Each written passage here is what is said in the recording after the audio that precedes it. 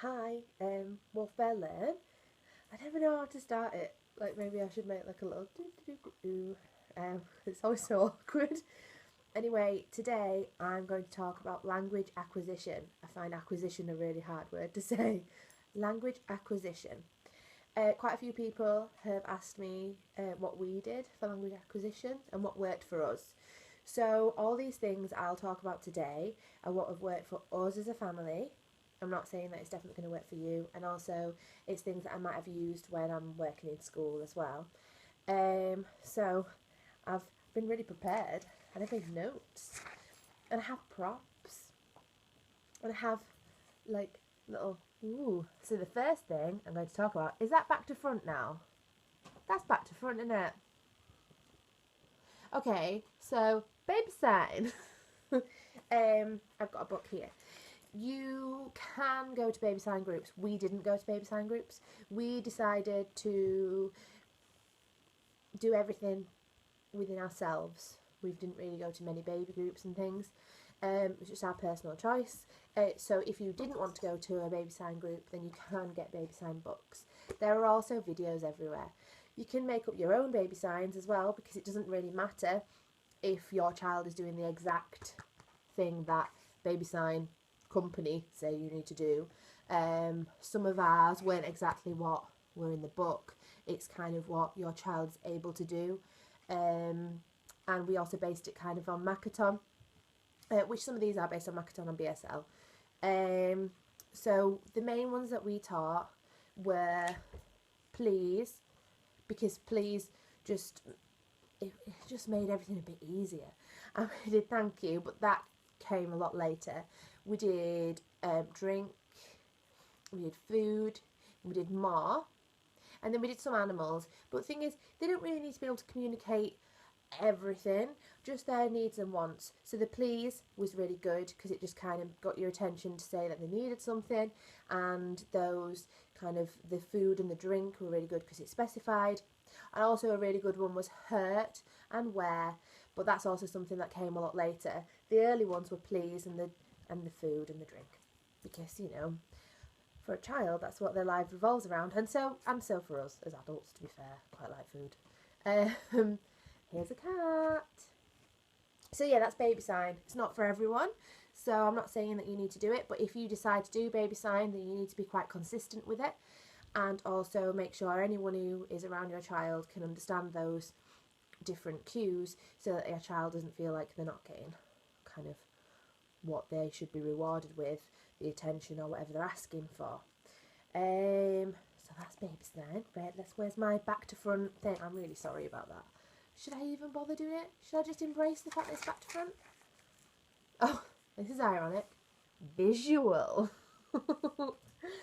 So it's hard for a child to understand what you're asking when they're learning a language and learning to talk it.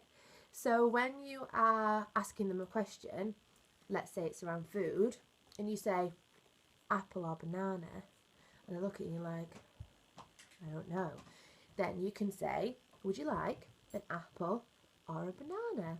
And then communication doesn't always have to be verbal. They could point at it or they could take it, and then when they point or take it, you say, an apple please, and they take the apple.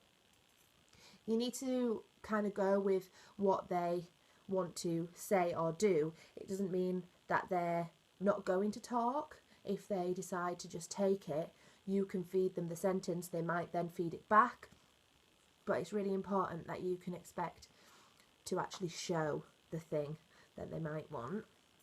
That's the visual. It's more than just apples and bananas, and you know that. You already do it anyway. Next thing to be back to front, model what you expect. So, first thing I want to say, the big thing that we is really like, should I say this word? Extreme word, banned. We banned people doing parroting with our children. So we wouldn't let anyone say apple, say apple, apple, say apple. And we didn't do that because we felt like that wouldn't make language have some fluency and sense. So instead, we'd say to the child, oh, look, an apple. And then if they said it back, fine. If they don't say it back, they've heard it and they'll be computing it. It's not fair to give a word and then expect it to come straight back, because they're still forming everything. You know, well, I say you know, but all the sounds come at different points. And when you hear a baby babbling, when they first start to babble, all the sounds come. You'll hear they do the b b b d d d, and they'll go and they'll do a s, and it's all at different points of their development. So expecting a child to just be able to say the word back is a bit unfair. So we don't do that in our family. That was my first kind of point, and I'm probably going to say it again. Also, when you're wanting to model language, when you're talking to a child, talk clearly, and also avoid baby language. It's another thing that we banned.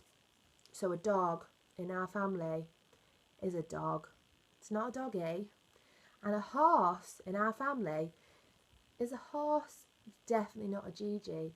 And that's just what we've decided to do. I'm not saying that's what you have to do, but it's worked well for us, because the way that we viewed it was, if you're teaching a child a different word to what you would expect them to use when they're older, it's like teaching two languages.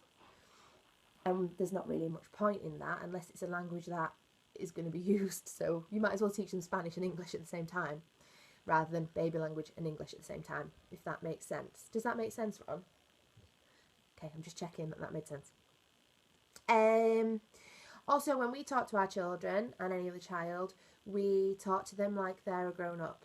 We might not use really long words, but actually I probably would, to be fair. One of Wolfie, our 3-year-old's favourite thing to say at the moment, if you're doing something that he doesn't want to happen, he'll say, I don't appreciate that. And I didn't realise that's what me and my husband obviously say to him. But it's really funny hearing it back. Next, in my back, I'm really sorry about this back phrase. It's going to annoy me this whole time. Immerse in the language. And we all do this anyway. So reading to your child, singing to your child. We narrate play, so everything that Wolfie or Lo will do. Do? Goodness, I'm talking about language and I just said do instead of does. Everything that they do.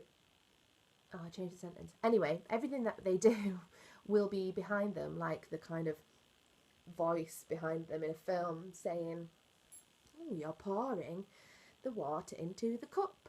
Or, look at that yellow duck swimming along the water. That kind of thing. And we'll extend it. So maybe with Lowell, it'll be quite simplified. I'll say, you've got a drum. But maybe with Wolfie, I would say, you've got a stripy drum. Can you hear its noise? So I'm extending it by adding in a description and maybe its function, just because I'd expect him to understand a longer sentence than his little brother who's 10 months old. I'll keep it nice and short.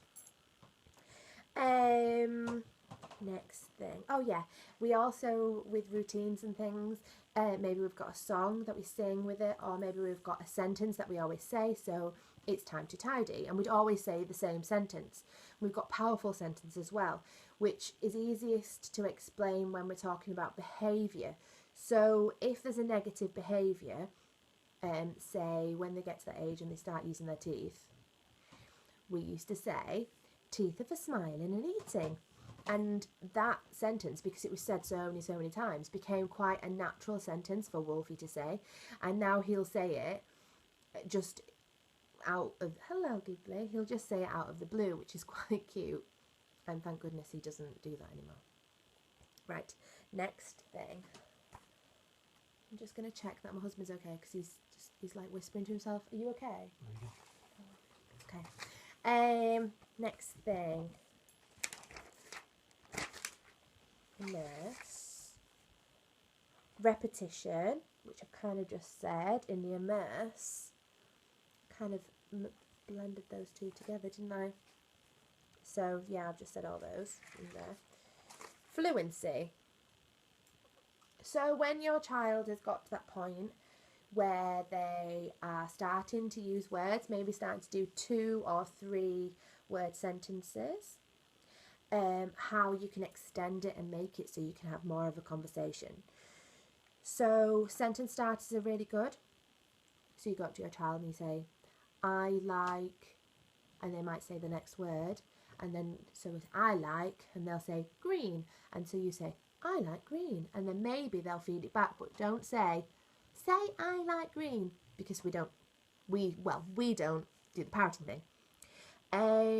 Extend the sentences. So they've asked for a banana, so maybe they'll say banana please, and you say I'd like a yellow banana please, and then they might say yellow banana please, and you extend it using some sort of descriptive, which just makes more fluent, more interesting conversation.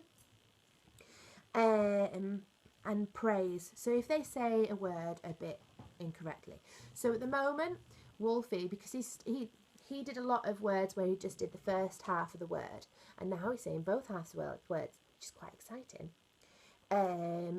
He calls towels towdles, and it's really cute. But I'll just say get the towel, and he'll go towdle, and I just say yeah, towel. I don't say you're saying it wrong, say it again, say towel, because I want speech and anything really to be a positive experience. So I wanted to say, no, I can only do 15-minute. Can I do more now?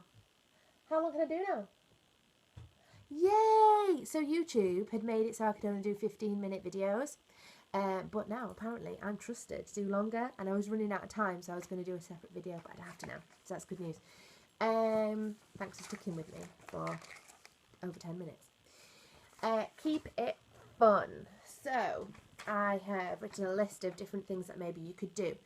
One really important thing that I really believe in with speech is it's hard for a child to talk about a concept that they've not experienced or something new. So if they go into a new situation, say you take them to a theme park, say, they'll be there and they've never seen that before, and they're just like, what is this?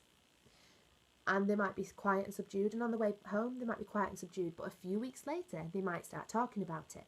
But if you take them to the supermarket, they've been there loads of times, and they'll be chatting about all the different things, and that's because they recognise it and they know these things and they can relate to them.